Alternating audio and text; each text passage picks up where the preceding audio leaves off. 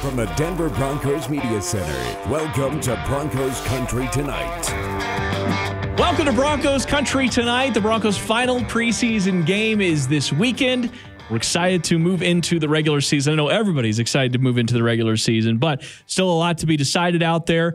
First up, of course, the backup quarterback position.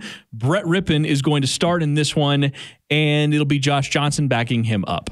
Yeah, Brett Rypien earned the spot to leapfrog Josh by outplaying him and gets a chance to start this game. I think it'll be good. I think it's a good litmus test to kind of see, if Brett Rypien can do it at a higher level of competition, against a higher level of competition than the third and fourth stringers in the second half. He doesn't have to come in cold. He gets the prep all week, all that kind of stuff.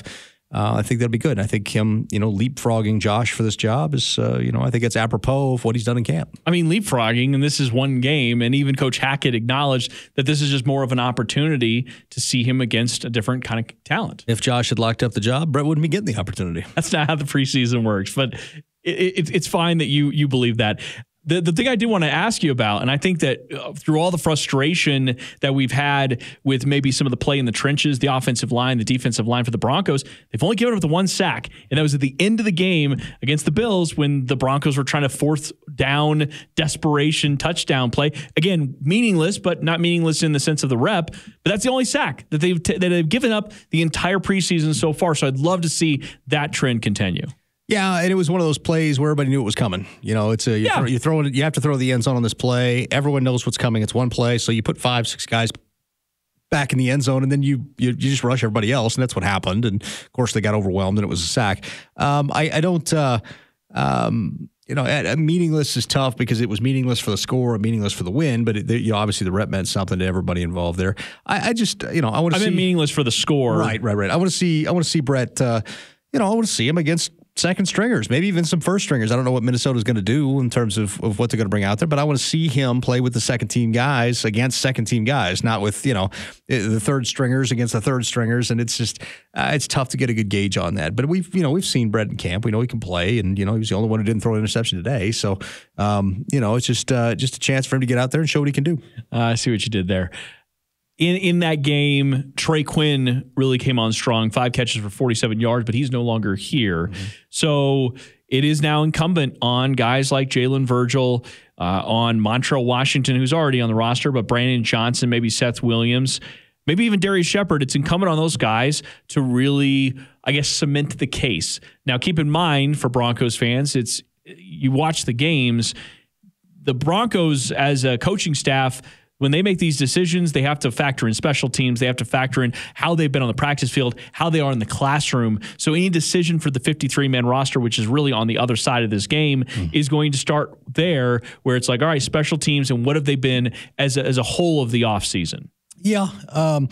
There's a couple of things they still need to button up a little bit. Corliss Waitman's going to have a real opportunity here with Sam Martin still hurt to come in and showcase his wares, show what he can do. Of course, he got a little bit of a bump with Sam Martin getting hurt, playing a game of catch with Brandon McManus before the game in Buffalo. Just reached back, and all of a sudden, he'd heard something. So Corliss will get a chance. I thought he looked pretty good out there punting in the game. In practice, it's been a little hit or miss, but he looked pretty good in that game. The special teams units, I thought they've done pretty well. And Montrell's been a revelation, both as a returner and as an offensive weapon. So it'll be good to see those guys out there. You mentioned Jalen Virgil. I think he's going to have to put on a performance this week to make the 53. I think he's probably a practice squad guy. I think he's earned that.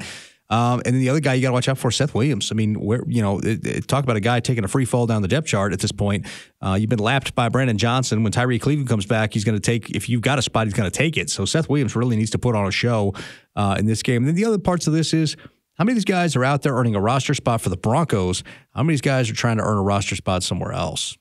And that's always the case when it comes to these preseason games, is the amount of tape that you're putting up for other teams as well. And so for the Broncos, a lot of these players, this is that last audition, whether it is for this team or for other teams. Let's go to the defensive side of the ball.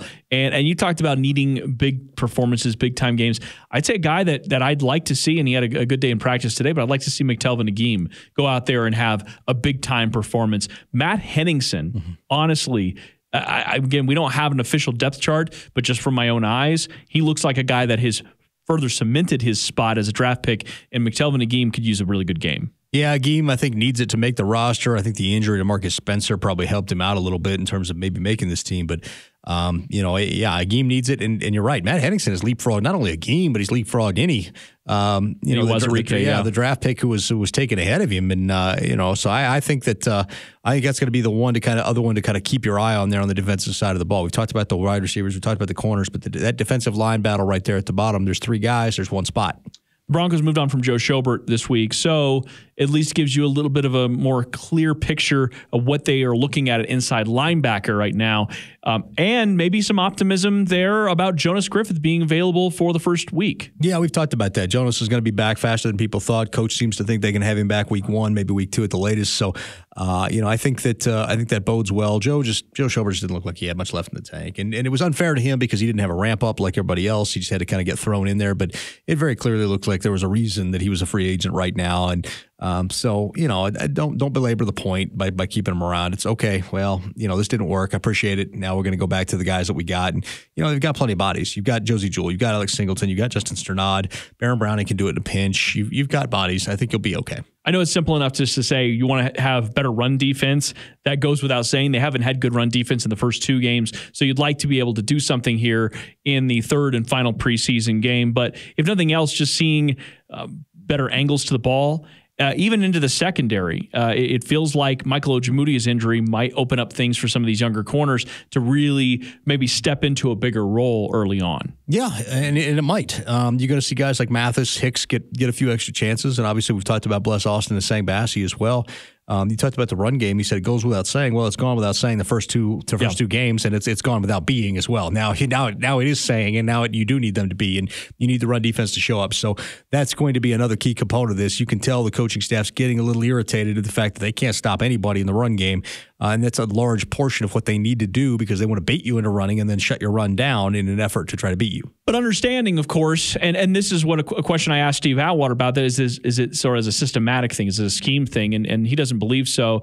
This is just an execution kind of deal. Mm-hmm. So understanding that when they have the starters back in there, this isn't like a preview of the season since you don't actually have starters out there. You don't have DJ Jones and Draymond Jones and Mike Purcell, guys that are very, very good against the run and are obviously adept at pass rush as well. You don't have those guys out there. You don't have your edge rushers of Randy Gregory and Bradley Chubb. So I think the multiple things being true kind of conversation can happen here with the defensive run. I think so, but at the same time, we go back to playing your starters in the preseason. And what we're seeing out of these guys that are failing on defense on the second and third team is a lack of instinct. They're thinking about it, and they're playing slower because they're thinking about it. Well, are the starters that much further ahead mentally? Because if they're not, they're going to be doing that in games that count. Maybe getting those reps for those guys might be beneficial, putting those situations so that it becomes instinct and these calls become instinct. I don't know. A guy that I'm definitely going to have an eye on, last thing here, is going to be Damari Mathis because of the injury to Michael Ojemudia.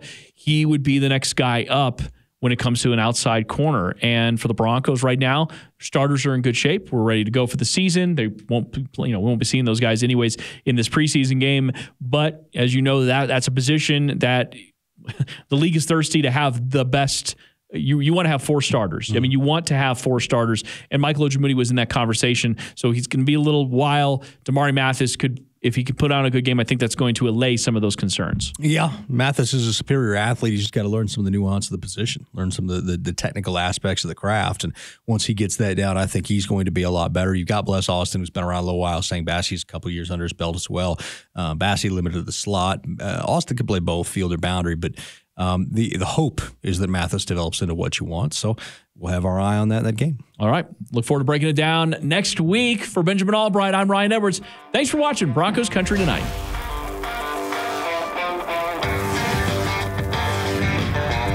Denver's going to win.